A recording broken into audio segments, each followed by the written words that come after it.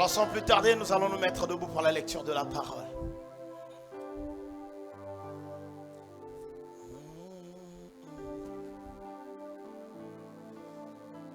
Je suis dans le livre de Psaume. Psaume 91. Tu vas te mettre debout, ma fille. D'accord? Tu peux te mettre debout aussi, l'enfant? D'accord. Alors, quand on lit la parole, on se met debout pour le respect de la parole. Merci, ma bien-aimée. Psaume 91. Je suis en train de lire ce psaume expressement. Vous devez rentrer dans ce psaume-là. Celui qui demeure sous l'abri du Très-Haut repose à l'ombre du Tout-Puissant. Je dis à l'Éternel, mon refuge et ma forteresse, mon Dieu en qui je me confie. Car c'est lui qui te délivre du filet de l'oiseleur, de la peste et de ses ravages. Il te couvrira de ses plumes et tu trouveras un refuge sous ses ailes. Sa fidélité est un bouclier et une cuirasse. La fidélité de l'Éternel est une cuirasse. Tu ne craindras ni les terreurs de la nuit, ni la flèche qui vole de jour, ni la peste qui marche dans les ténèbres, ni la contagion qui frappe en plein midi. Que 1000 tombent à ton côté et 10 000 à ta droite, tu ne seras pas atteint. De tes yeux seulement tu regarderas et tu verras la rétribution des méchants. Car tu es mon refuge, ô Éternel. Tu fais du Très-Haut ta retraite. Aucun malheur ne t'arrivera. Aucun fléau. Ça, c'est une prophétie qui est donnée. Oui, une prophétie qui est donnée à celui qui appartient à l'Éternel. Si tu n'appartiens pas à l'Éternel, ces paroles-là ne sont pas à toi. Est-ce que vous êtes là avec moi? Donc, ça vous poursuit. Donc, je sais que vous pouvez être secoué, mais rien ne peut vous arriver. En d'autres termes, pour qu'un serviteur de Dieu meure, il faudrait que l'Éternel décide. Donc, voilà. Donc, si la nation décide qu'il y ait une peste, ça n'arrivera pas dans ta maison. Est-ce que vous êtes là avec moi? Est-ce que vous comprenez la profondeur de ceci? Donc, si le monde déclare une peste ou je ne sais pas quel genre de... C'est pourquoi le sida, ce n'est pas pour vous. Il y a d'autres maladies, la peste ou quoi que ce soit, ce n'est pas pour vous. Ce n'est pas pour vous, ceux qui craignent l'Éternel. Comprenez bien, comprenez. Aucun malheur ne t'arrivera. Aucun fléau n'approchera de ta tente. Je veux dire, toi et ta famille, vous êtes épargnés. Donc, à cause du nom de l'Éternel, à cause de ta vie que tu as donnée à Jésus-Christ, ta maison est épargnée. Merci Seigneur. Car il ordonnera à ses anges de te garder de toutes tes... Vous savez que Satan a utilisé cette écriture-là. Est-ce que vous vous souvenez? Quand Jésus sortait de jeûne et prière, Satan avait utilisé ça. Pour dire qu'il va ordonner, jette-toi. Mais l'écriture était vraie. Mais sauf que Satan voulait le spectacle. Donc Satan savait qu'il y a une écriture qui dit que si Jésus se jette, les anges vont le porter. Mais laissez-moi vous dire, le jour où le Seigneur s'est livré à quoi les anges étaient là. Est-ce que vous le savez? Dans chaque difficulté que les fils et filles de Dieu traversent, les anges sont là. Je vous dis la vérité. Ils te porteront sur les mains, de peur que ton pied ne heurte contre une pierre. Tu marcheras sur le lion et sur l'aspic. En d'autres termes, tu marcheras sur les autorités. Le lion dont on parle, ce n'est pas un lion naturel. L'aspic dont on parle, ce n'est pas un animal, veut dire un insecte naturel. Non, ce sont des natures des humains. Est-ce que vous comprenez? Tu vas marcher sur les autres. Quelqu'un qui va déclarer quelque chose, s'il est impie, toi tu marches sur lui.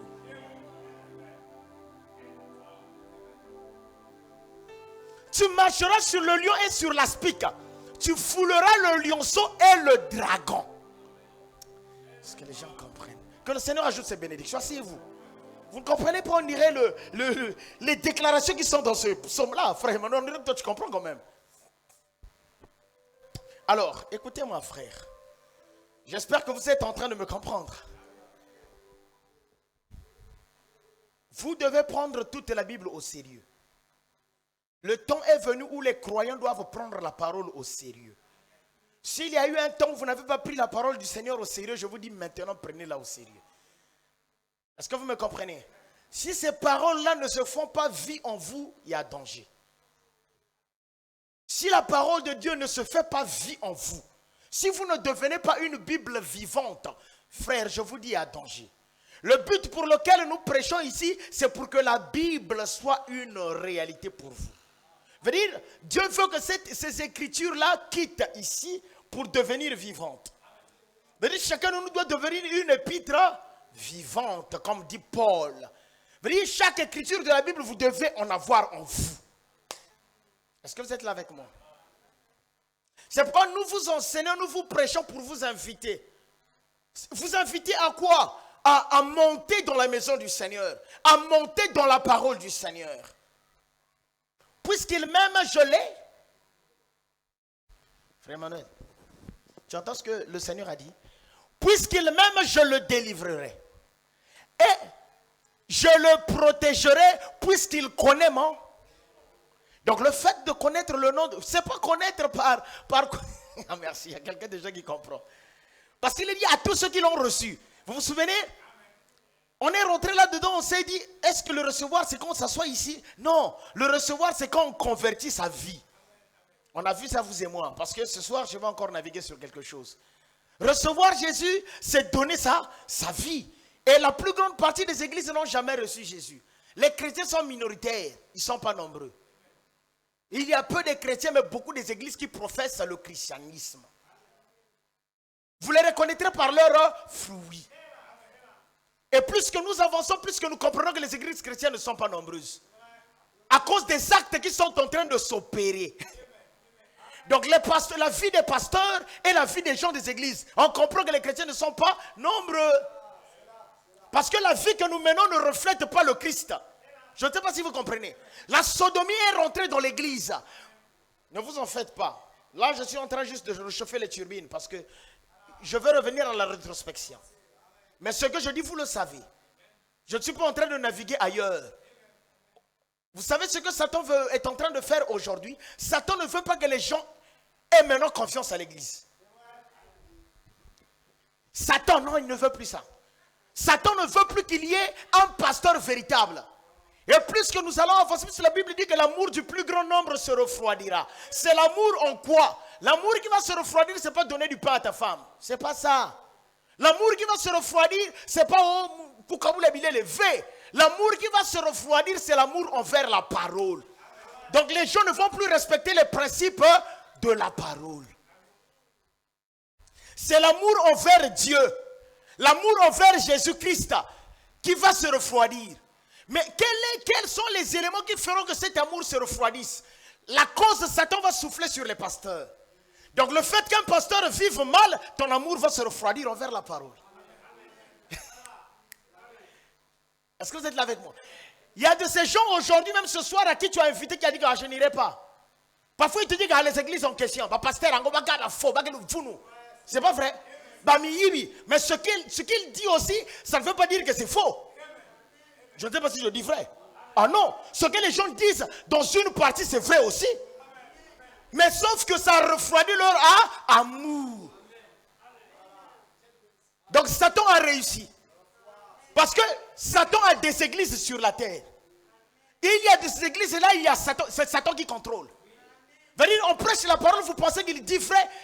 Quand il prononce, il dit vrai. Mais dans le fond, il dit faux. Quand vous le regardez, il dit Jésus-Christ est vivant. Mais sa vie dit que Jésus-Christ, je te tue. En d'autres termes, sa vie crucifie Jésus. Maintenant, vous serez dans le trouble. Vous regardez le pasteur, il dit des choses vraies, mais sa vie ne reflète pas la parole. Mais qu'est-ce qu'on voit? C'est le dragon. Il y a un nom qu'on leur donne dans la Bible, la bête. Une bête, c'est quelqu'un qui n'a ni forme. Non, je sais qu'il y a la vraie bête et la grande bête. Mais je vous parle aussi de la bête en miniature. Une bête n'est ni homme ni animal. Vous comprenez? Un dragon, quelqu'un qui n'a pas de forme. À un certain moment, il marche comme un homme. Mais il a une vie animale. Ah, vous voyez, vous comprenez? Le dragon et la bête ne pensez pas que c'est des animaux purs. Non, c'est des humains, mais qui ont la vie animale. Est-ce que quelqu'un me comprend? Donc chaque langage que vous voyez, sachez que c'est une nature humaine. Dieu ne veut pas combattre les animaux. Non, Dieu n'a rien à voir avec les animaux. Le règne qui est tombé dans le péché, ce ne sont pas les règnes animaux. Le règne qui est tombé dans le péché, c'est le règne humain. Tout le temps que vous allez écouter un langage de la Bible dire que les lions, sachez qu'il s'agit d'un homme. Même Dieu lui-même, il s'identifie aussi. Il dit, je suis le lion de la tribu de Juda. Ça ne veut pas dire que c'est un lion naturel. Non. C'est cette nature-là. Et la Bible dit que Satan rougit comme. Comme qui? Comme un lion. Merci. Et je bénis le Seigneur dans le psaume, on lui dit que nous allons le fouler. Est-ce que quelqu'un me comprend? Est-ce que vous êtes là ce soir? Est-ce que je peux sentir votre main? Merci Seigneur Jésus. Alors j'aimerais avancer un peu. Donc l'amour du plus grand nombre se refroidira, ça sera la condition de l'église. Ne vous en faites pas. Plus que nous allons avancer, plus que les choses seront encore allées de pire en pire. Ça ne va pas changer. Est-ce que vous m'entendez? Veut dire, il y aura un temps où les gens n'auront plus le Saint-Esprit. Le Saint-Esprit sera rare. La Bible dit que le pain sera... Oh, vous n'avez jamais lu ça? Le pain sera... rare. Mais un jour, je vous avais dit que le pain sera rare. Ça ne veut pas dire que c'est le pain. Non, en réalité, ce n'est pas le pain. Ce sont les serviteurs. Il faut comprendre ce que je vous dis.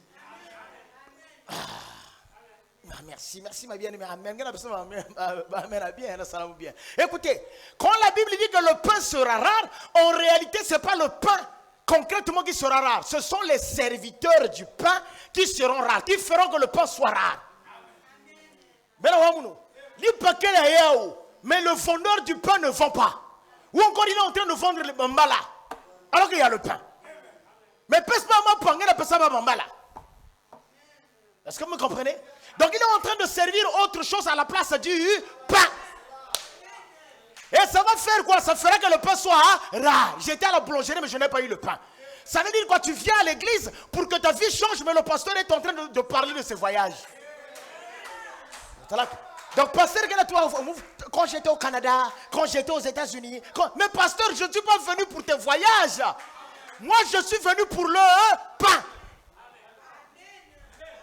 Donc ça fait que le pain soit rare. Parce que c'est devenu des spectacles du haut de la chair. Je pense que vous me comprenez un peu. Il y a quelque chose que j'aimerais encore vous donner parce que vous devez être là. J'avais dit c'est une rétrospection de l'année 2024. Ce que nous avons vu ici, on en a parlé. Et nous sommes en train de parler aussi de ce qui s'est passé. Les événements qui se sont passés, déroulés dans l'année 2024. Et vous allez remarquer que chaque événement, soit s'annonce une porte ouverte. Écoutez-moi. Quand le Seigneur vient à Jérusalem, avant de commencer son ministère, vous savez, la première des choses qu'il a eu à faire, il est rentré dans le temple. Vous vous souvenez? Jésus, avant de commencer les campagnes de prédication, la première des choses qu'il a fait, il est rentré dans le temple. Et quand il est rentré dans le temple, il a pris le rouleau, dit la Bible. Et quand il a pris le rouleau, il a lu l'écriture d'Ésaïe. L'écriture qu'il a lue, c'était une écriture qu'il annonçait. Est-ce que tu es là, frère Maxime? Donc Jésus a lu l'écriture d'Ésaïe, une prophétie qui était annoncée depuis. Mais quand il lisait, je pense que ce jour-là, il n'y avait que lui qui comprenait. Bon, ça c'est moi qui dis, hein. Est-ce que les pharisiens, si eux aussi ils avaient compris, ils devaient sortir avec lui? Vous savez ce que Jésus a fait? Il rentre dans le temple, il prend le rouleau, il lit. Et quand il lit le rouleau, la Bible dit il ferme. Il n'avait même pas fini tout le chapitre. Il s'est arrêté à une virgule. Au lieu de finir toute la phrase, il s'est arrêté à quoi? À une virgule. Et il ferme le rouleau, il sort pour lui. Il dit aujourd'hui cette écriture est à. Il dit aux gens aujourd'hui, cette écriture est accomplie. Mais ceux à qui il disait que l'écriture est accomplie ne savaient pas ce qu'il disait. C'est là la plus grande maladie de l'église. Quand les énoncés sont donnés que les gens n'arrivent pas à comprendre le pourquoi. Ils ferment la Bible. Donc les gens étaient devenus des gens ordinaires. Or, l'église ne doit pas être remplie des gens ordinaires. Non. L'église doit être remplie des gens éveillés. C'est pourquoi on nous appelle l'église de réveil. Donc des gens, quand le Seigneur lit, ils doivent comprendre. Est-ce que vous êtes là avec moi? Que le Seigneur a fait ceci. Ils doivent rentrer dans la pensée du Seigneur. Ce jour-là, le Seigneur, quand il a fermé le rouleau, il est sorti de l'église. S'il y avait des gens qui comprenaient, ils devaient sortir avec lui. Parce que l'église là était devenue une église vieille maintenant. Veut dire, quand Jésus fermait la Bible, il fermait l'église. Vous ne me comprenez pas. Le pasteur de cette église-là, ce jour-là, devait sortir avec Jésus. Parce que Jésus a fermé l'église. Et quand il ferme la Bible, il sort de l'église comme pour dire, suivez-moi. Parce que plus tard, quand il a vu la résistance, il a dit que je vais la détruire. Pourquoi tu vas la... Parce que vous ne m'avez pas suivi. Comme pour dire que je suis la véritable église. Mon église à moi, ce n'est pas ce que vous avez bâti, c'est moi-même, c'est l'humain. La véritable église de Dieu, c'est toi. Donc quand Jésus sortait, il dit que je vais la détruire. Je vais détruire le temple et la rebâtir. Or, il parlait de lui, de lui-même. Maintenant, écoutez-moi, je viens, parce que je vais rester dans ma pensée. Quand le Seigneur disait ça, en réalité, il ouvrait une porte. Quand Jésus a lu l'écriture, chaque prophétie qui atteint son apogée, c'est une porte ouverte. Je sais que vous ne m'avez pas compris. Chaque prophétie qui atteint son jour, quand la prophétie arrive à son jour, si la prophétie arrive, si on a dit que la prophétie va s'accomplir le premier, et qu'on arrive le premier, et que la prophétie est lue, sachez que c'est une porte ouverte. Ça veut dire que tous ceux qui vont comprendre la prophétie à l'heure là, seront bénis selon la prophétie. Seigneur, fais grâce à quelqu'un. Est-ce que vous me comprenez? Qu'est-ce qui a fait que Marie soit bénie? Elle a compris la prophétie au temps présent. Je suis en train de vous préparer. Maintenant, quelles sont les prophéties qui doivent s'accomplir maintenant? Maintenant, écoutez-moi, frère. De la même manière que le Seigneur annonce les prophéties pour ce jour, Satan aussi annonce son travail pour ce jour. Vous ne m'avez pas compris? De la même manière que Dieu annonce son travail pour aujourd'hui, Satan aussi. C'est là où vous allez remarquer les mêmes chiffres que vous allez voir chez Dieu, vous allez revoir aussi chez Satan. Oh. Mais pourquoi c'est les mêmes chiffres? C'est pourquoi c'est le mystère des jumeaux? Parce que Satan aussi connaît son heure. Les démons ont dit à Jésus, pourquoi nous persécutes-tu avant le temps? Donc les démons connaissent leur temps. Et laissez-moi vous dire que nous sommes arrivés au temps des démons. Ce n'est pas seulement le temps des fils et filles de Dieu. C'est le temps des démons. Donc du côté de Satan, c'est le temps des démons. Du côté de Dieu, c'est le temps des fils et filles de Dieu. Ça veut dire quoi? Il y a guerre. Seigneur, fais que quelqu'un comprenne. Hein? Écoutez-moi. Ça veut dire que de l'autre, il y a 3 personnes qui sont sur la terre. Je veux dire 3, ouais, j'aimerais énumérer comme ça. Sinon que 2. Je prends 3. Il y a ceux qui sont du côté de Satan, donc 2 personnes, un du côté de Satan, un du côté de Dieu, et un qui est au milieu. Celui-là est éveillé. Celui qui est du côté de Satan, il est éveillé. Il y a des gens qui, du côté de Satan qui ont le réveil. Ah, tu attends. Il sait ce qu'il fait. Il annonce aux gens que nous adorons Satan. C'est un musicien. Lui dit que nous adorons Satan. Nous sommes au temps de la fin. On doit accomplir les choses. Ils sont du côté de Satan. De l'autre côté aussi, il y a des pasteurs qui savent ce qu'ils font. Qui savent que ils sont comme Omram et Jochebed. Ils ont lu le calendrier. Ils savent que Dieu doit donner la délivrance. Je ne sais pas si vous comprenez. Nous ne sommes plus dans un temps où les gens doivent prier dans les airs, non? Nous sommes arrivés dans un temps où quand tu pries, tu sais ce que tu dis. Donc nous prions en rapport avec les prophéties de l'heure. Est-ce que tu ne peux plus prier dans les airs. Donc l'église est arrivée à un niveau, même quand tu demandes la bénédiction matérielle, tu la demandes comme il se doit. Tu ne la demandes pas pour être populaire. Tu dis, Seigneur, bénis ma maison. C'est pour passer un peu de temps. Parce que ça va finir. Je ne sais pas si vous comprenez. Mais le peuple en Égypte, le peuple demandait des bénédictions qui devaient le garder en Égypte. Je ne sais pas si je dis frère. Mais à bientôt on va partir. Mais pourquoi je veux demander à être ministre? Seigneur, vraiment je suis en train de prier, être ministre de l'Égypte. Oh, ministre de l'Intérieur. Oh, cher ami. Mais toi tu vas partir à bientôt. Il y a de ces choses que nous on ne demande pas. Et je ne crois pas qu'un chrétien peut faire la politique. Pas possible.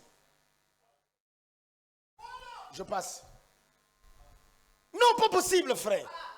Parce que l'heure à laquelle nous sommes arrivés, tu ne peux pas. Ça pue. Ça dégage.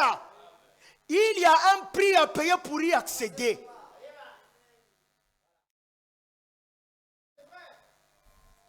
Il y a de ces choses que nous ne demandons pas. Vous demandez, vous ne recevez pas parce que vous demandez mal. Nous, on ne demande pas certaines choses.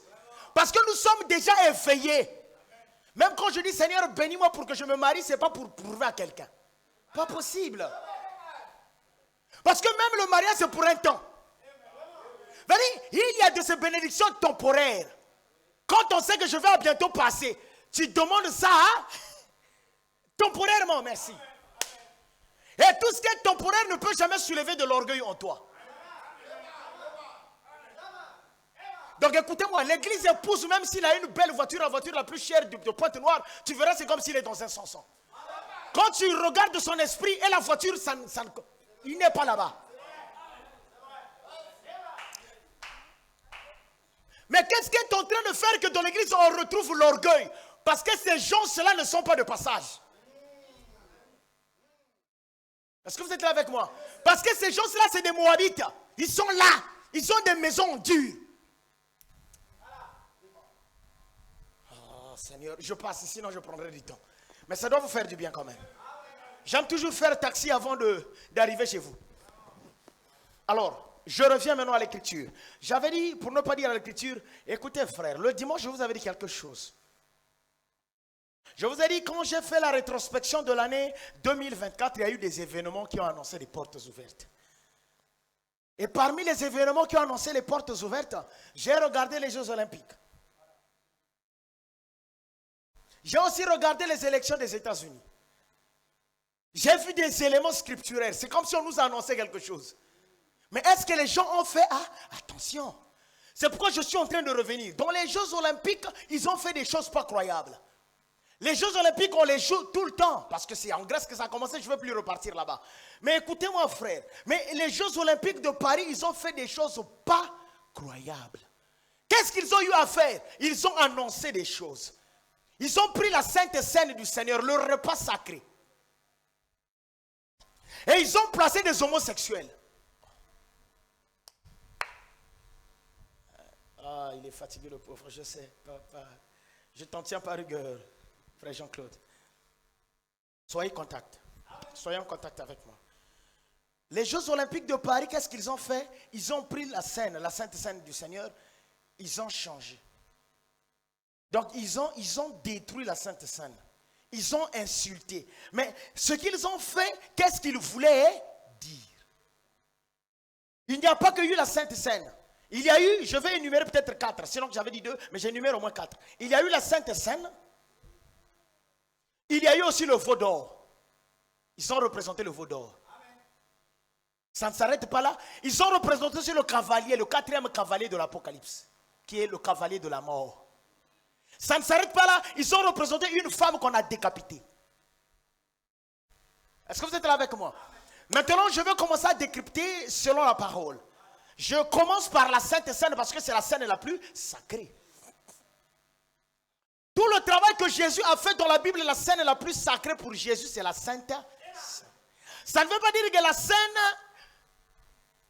de Zacharie ou la scène de quelqu'un d'autre dans la Bible n'était pas sainte. Ou la scène de Judas, ou la scène de je ne sais pas de qui. Toutes les scènes pour le Seigneur étaient saintes. Mais la sainte scène, c'était la scène la plus sainte. J'insiste. Est-ce que vous avez Gangaï? Soyez avec moi. Mais pourquoi, homme de Dieu, tu es en train de dire que la sainte scène, c'est pourquoi même les gens ont appelé ça la sainte scène. On n'a pas appelé ça la scène simple.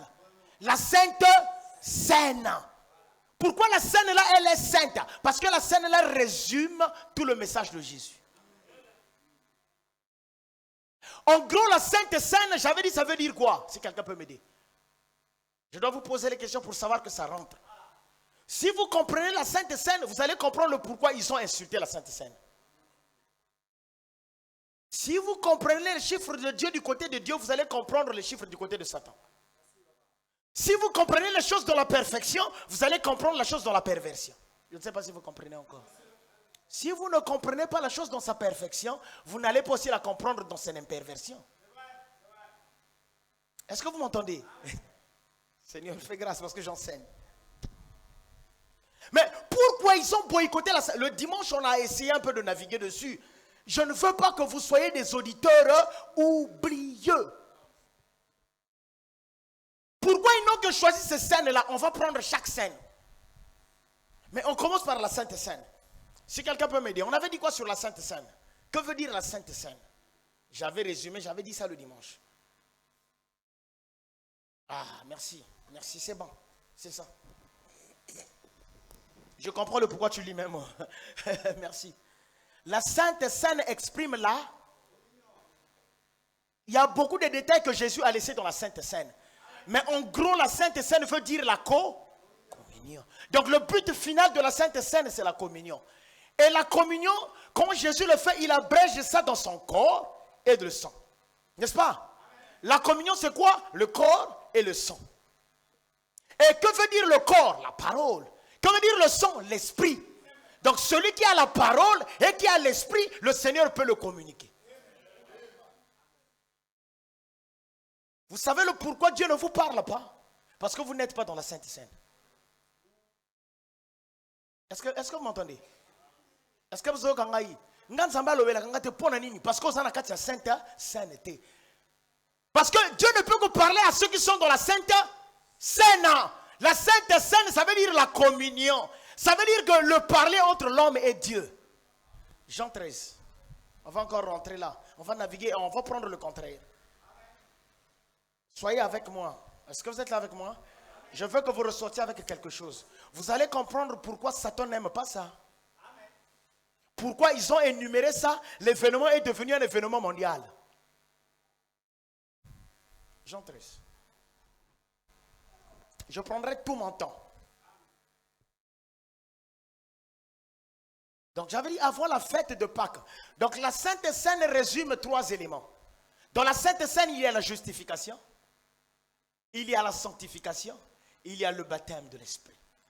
La justification, c'est quoi? Personne ne peut être justifié s'il n'est pas humble. La justification, c'est quelqu'un qui reconnaît ses fautes. Or, pour reconnaître tes fautes, il faudrait que tu diminues. C'est pas vrai. Il faudrait que tu descendes pour que tu reconnaisses tes fautes. Il faudrait que tu saches que je suis pécheur.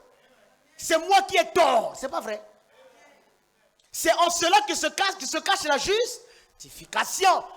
Dieu, pour te rendre juste, il faudrait que toi tu te voies dans le faux. Est-ce que tu m'entends, frère amour?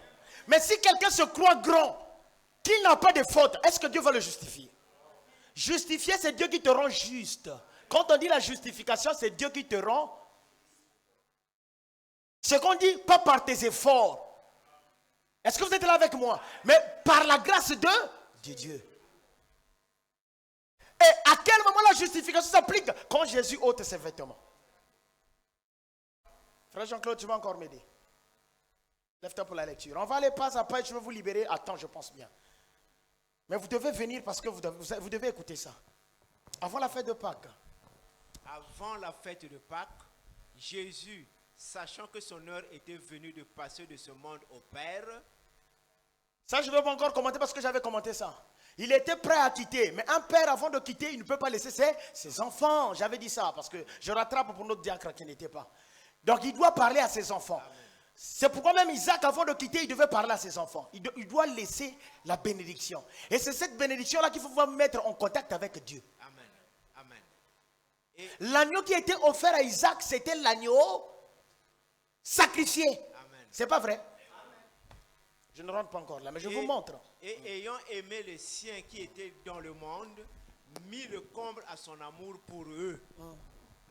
Pendant le souper, lorsque le diable avait déjà inspiré au cœur de Judas l'Iscariote, fils de Simon, le dessein de le livrer. Ah, frère Jean-Claude, donc la Sainte Seine, c'est l'amour de Dieu envers les hommes. Amen. Amen.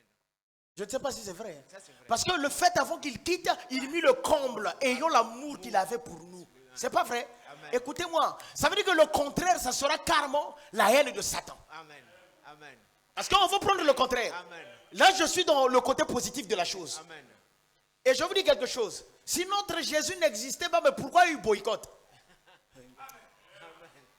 Oh, moi, c'est pourquoi je n'arrive pas, je ne peux pas quitter. Amen. Jamais je quitterai la parole, jamais. Amen. Si réellement, puisqu'ils disent que Jésus n'avait pas existé, certains disent ça, non? Mais pourquoi seulement vous vous en tenez à ces symboles? Amen. Je ne sais pas si tu comprends. Amen. Mais vous vous dites que Jésus, il avait même mis au monde, je ne sais pas quoi. Tout ce que vous voulez dire sur Jésus. Mais pourquoi seulement vous voulez boycotter? C'est qu'il y a quelque chose. Quelque chose. Amen. Pour vous qui ne croyez pas en Dieu, regardez ce qu'ils font les athées. Amen. Je vous dis que Jésus est vivant. Amen. Et j'aimerais encore vous dire quelque chose, vous quelquefois qui doutez parce que vous avez des soucis de la vie. Vous avez comme l'impression que Dieu n'est pas derrière vous. Il est derrière vous. Amen. Amen. Amen. Attendez que la pression vienne, vous allez voir la main de Dieu sortir. Amen. Attendez. Frère, parce qu'au Zangimbongo, tu te dis qu'il y a aucune église, mais c'est dangereux. Au Zangimbongo, tu ne veux pas lire, c'est dangereux. Depuis que tu as cru, depuis que tu viens à l'église avec ta famille, tu as comme l'impression que Jésus n'est pas avec toi. Mais moi, je te dis qu'il est derrière toi. Amen. Écoute-moi, dès lors que vous vous engagez de venir à l'église, vous dites Amen. Amen. Dieu est obligé de vous protéger. Amen. Votre Amen suscite la colère du côté de Satan. Amen. Frère, Amen. je vous dis la vérité. Même le fait de venir à l'église, ça met la colère. Même les sorciers du quartier n'aimeront jamais vous voir ici. Amen. Parce que venir à l'église, c'est s'apprêter à libérer le monde. Amen. Surtout l'église où on va prêcher la vérité dans sa pureté. Amen. Ça encore le point. C'est pourquoi tout ce que vous voyez sur internet, on est en train de souffler sur le message de Branham. Ces gens-là sont faux. Amen. Ce message est vrai. Amen. Attendez, on va avancer. Vas-y frère. Jésus, qui savait que le Père avait remis toutes choses entre ses mains, qu'il était venu de Dieu et qu'il s'en allait à Dieu, se leva de table, ôta ses vêtements et prit un linge dont il se ceignit. Écoutez-moi frère. Le symbole ôter le vêtement, ça veut dire quoi? Parce que Jésus avait laissé les choses en symbole. Amen. J'ai dit, Jésus avait laissé des choses en... En symbole. Vous allez voir à la fin de cette écriture, il dit ceux qui comprendront ces choses-là doivent être heureux. Amen. Oh, mais c'est que tu nous as laissé une leçon que tu n'as pas expliquée. Amen. Jésus nous a laissé une leçon qu'il ne nous a pas expliquée. La Sainte Seine, c'était une leçon qu'il n'avait pas expliquée. Et il a dit à la fin de la leçon que si vous comprenez ces choses, donc le jour où tu vas comprendre, tu seras heureux. Amen. Et moi, j'aimerais déjà vous faire comprendre la leçon. Amen.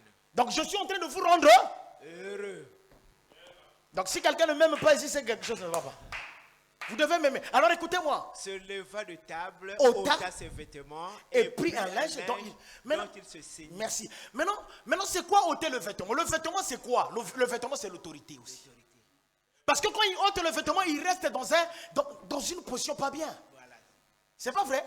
La position de la croix. D'accord. Amen. Il s'humilie. Mais oui, il s'humilie. Il devient simple. Il présente sa nudité. Amen. Donc le maître, c'est pourquoi Pierre avait refusé. Parce que Pierre avait compris que tu es trop grand. Qu'est-ce que tu es en train de faire? Amen. Seigneur, mais comment? Qu'est-ce que tu fais là? Qu'est-ce que tu fais vraiment? Qu'est-ce que tu fais? Ça, c'est les petits qui doivent faire ça. Amen. Toi, tu es grand. Vraiment. Toi, tu es le Seigneur. Amen. Non. Jésus a dit, je dois le faire pour que vous aussi, vous le fassiez. Amen. Veut dire, si je ne le fais pas, personne ne sera justifié. Amen. Amen. Et pourtant, lui n'était pas sale. L'agneau-là était pur. Oh, pur, oui. Jésus était saint dans tous les coins. Amen. Amen. Jésus n'est pas comme Branham. Branham avait des défauts. Amen. Jésus n'avait ni tache, ni ride. Rien de semblable. Amen. Jésus, c'est la perfection du Très-Haut. Amen. Je parle de son corps. Amen. Je ne parle pas de l'esprit. Je parle du corps physique du Père. Amen. Après Adam, il n'y a pas un corps plus parfait sur la terre que le corps de Jésus. Amen. Amen. Est-ce que quelqu'un m'entend? Amen.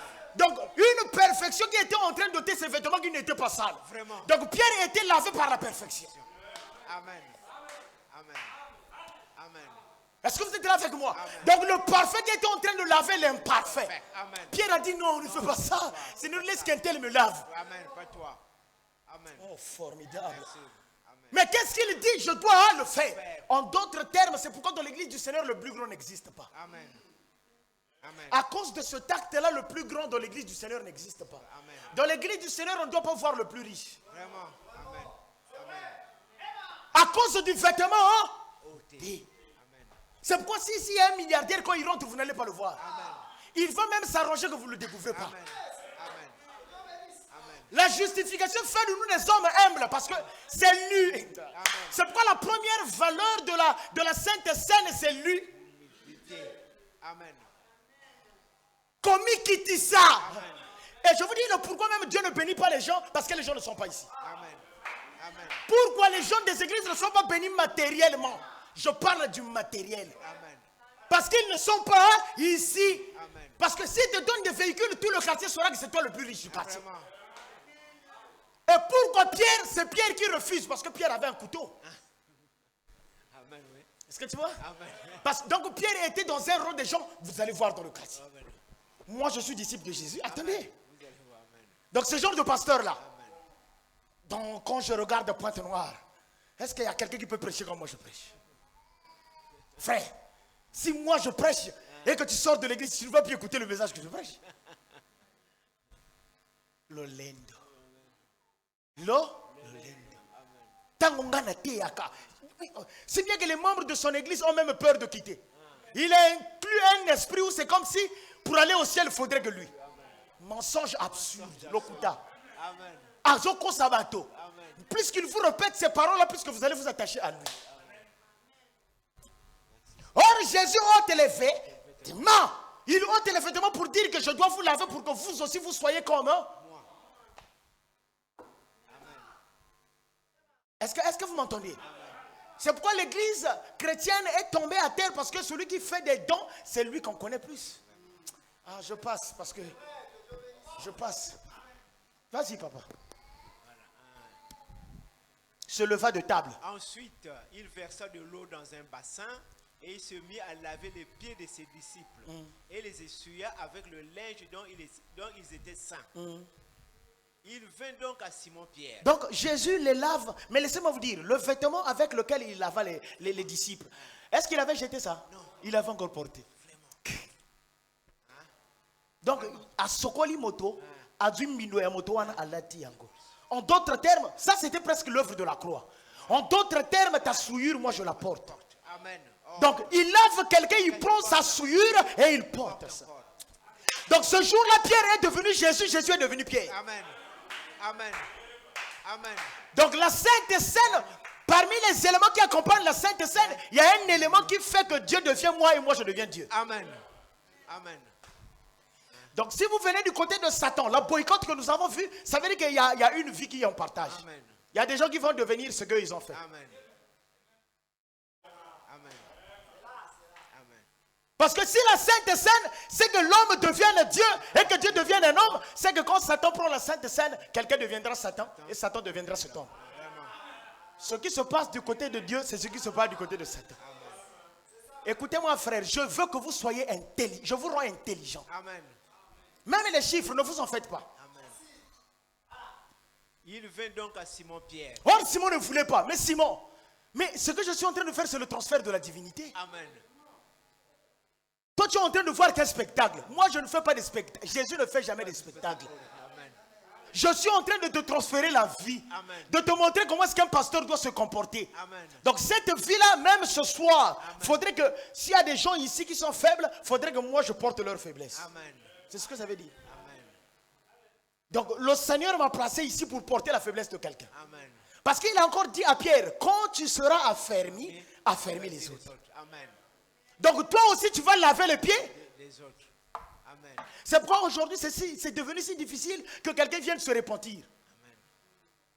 Amen. Oui. J'avais déjà dit ça. Amen. En réalité, écoutez-moi, en réalité, le frère Emmanuel peut avoir un problème, il se répand chez toi. Amen. Si réellement tu es chrétien et qu'il se répand chez toi, l'esprit va le délivrer. Amen. L'esprit qui pardonne, ce n'est pas l'esprit du pasteur. Ah non. C'est le Christ qui pardonne. Amen. Amen. Amen. C'est pourquoi il a dit, lavez-vous les uns les autres. En d'autres termes, même si moi je ne suis pas là. Mais s'il y a des chrétiens au milieu de vous, il faudrait que toi tu laves l'autre et l'autre te lave. Amen. Quelle que soit la situation de péché que tu as. Amen. Même si tu cours avec des femmes, Amen. des prostituées. Si tu le confesses à un véritable chrétien ici, s'il porte ça. Amen. S'il porte ça, Amen. dis, hein, c'est ce que tu vis. Oh Seigneur, fais quelque chose. Oh Jésus. Seigneur, fais quelque chose. Amen. Vous deux vous agenouillez. Amen. Il prie pour toi, le péché là va quitter. Amen. Ce n'est pas une affaire du pasteur. Amen. Amen. Je suis en train de rendre la parole. Mais pourquoi seulement on vient au pasteur? Parce qu'on ne sait jamais l'état de ton cœur. Amen. Mais laissez-moi vous dire, hier, on se disait que Ezra n'est pas pasteur, mais aujourd'hui c'est même pas ça. Amen. Parfois tu te dis chez le pasteur, pasteur est Boma Gimoto. Boma Gimoto. Tout bon de la Zambie. Veut dire, 2 semaines après, tu vas réécouter ça. Le pasteur va le dire à sa femme. Et sa femme va le dire à quelqu'un d'autre. Veut dire, il n'y a plus de décret. Amen. Il n'y a plus de gens qui peuvent laver les vêtements des autres. Amen. Amen. Je suis en train de vous rendre grand. Est-ce que quelqu'un est avec moi? Je suis en train de délibérer la parole.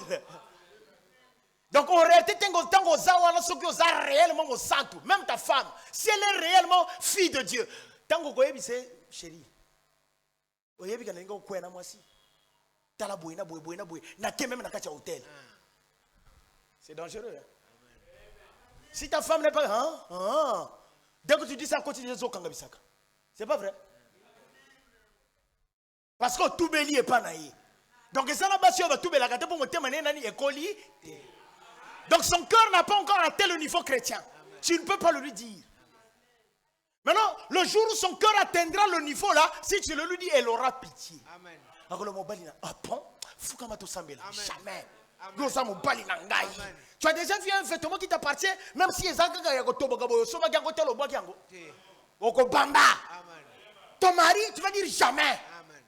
C'est qui la femme là? Moi c'est un gonani. Oui, Elisabeth, tu as été jamais na komona Yesu. Amen. Donc il ne peut que t'aller été. Donc bon de la gaga. Amen. C'est pas que le matin quand tu Elisabeth aux awapi. Et on se tourne ça mobile nangai.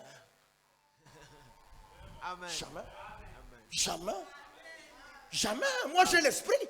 Amen. Oui, ça n'a esprit que de telle Elisabeth. Amen. C'est pas vrai? Amen.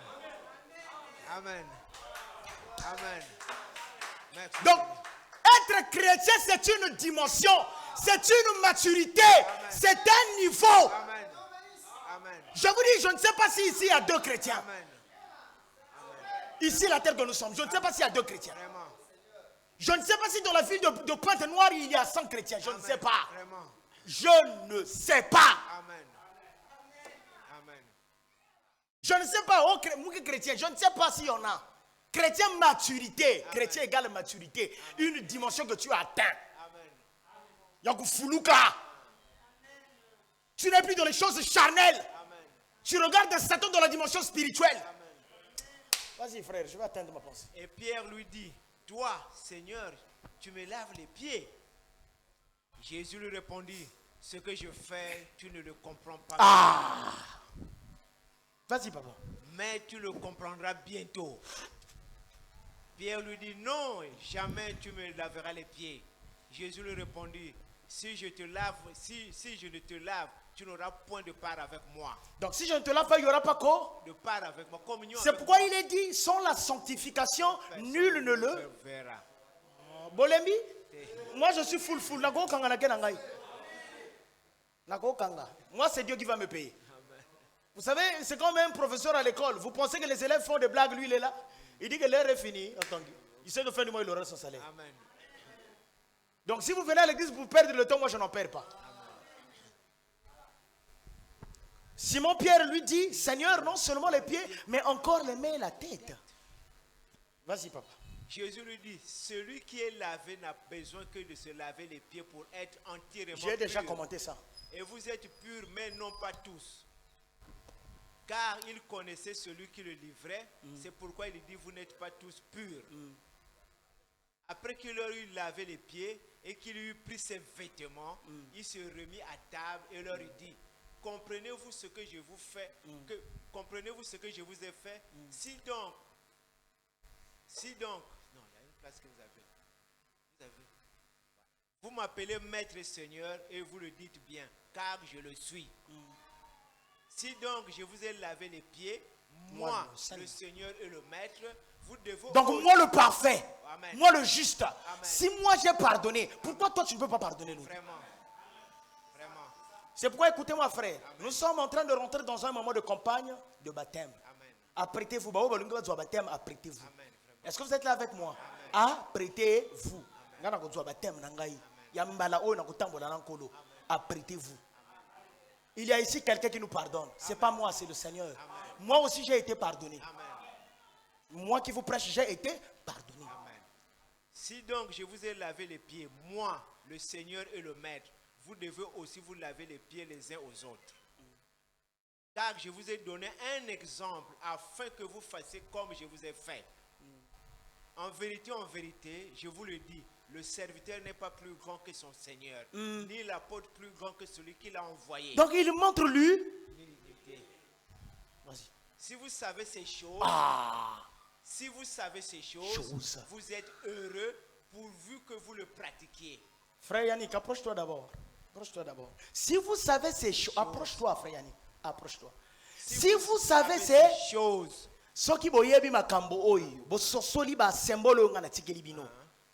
vous êtes heureux. Vous êtes heureux. Pourvu que vous le pratiquiez. Même moi, miséricorde insondable. Nous allons fermer les yeux, nous allons prier. Nous allons dire, Seigneur, accorde-nous l'humilité. Est-ce qu'on peut le faire? Est-ce qu'on peut prier pour l'humilité? Est-ce qu'on peut te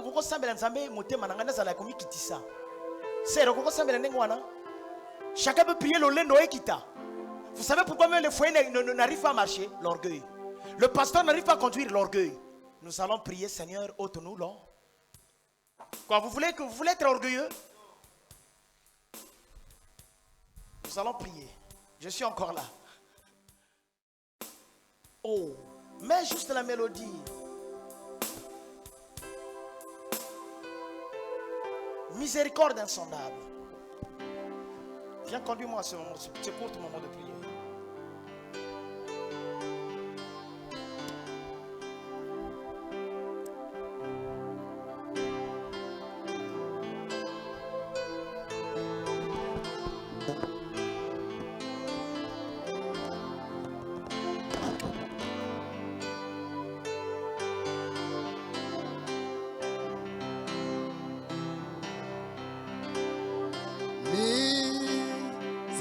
Miséricorde insondable,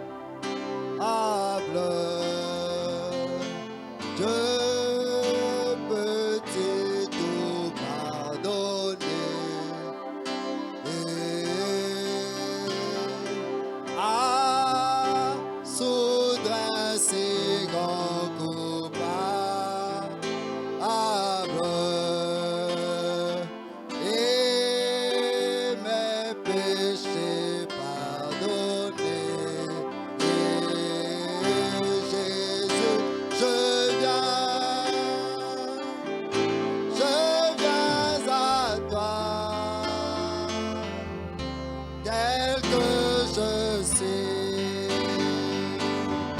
je viens à toi.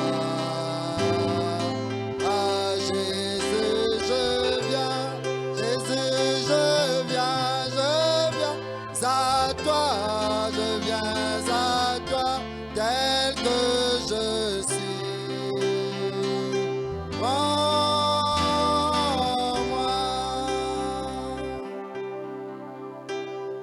Longtemps j'ai loin de sa face,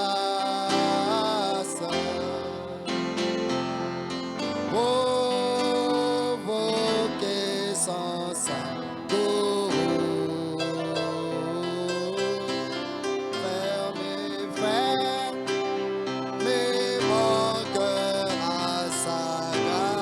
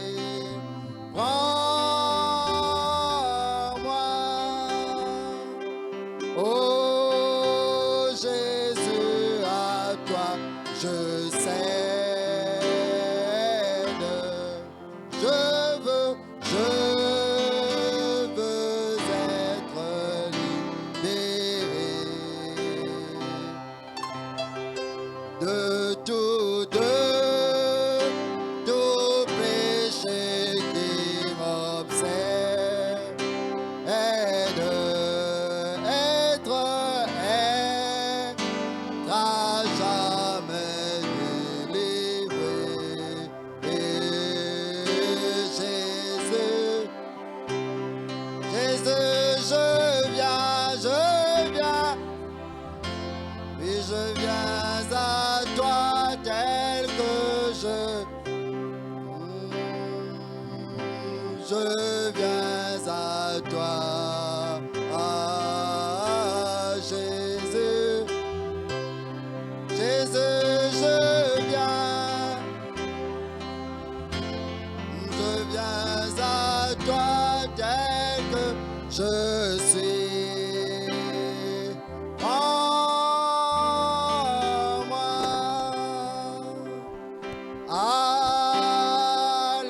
Alléluia, plus de doute. Mon fardeau m'est enlevé. Pour le ciel, je suis en route.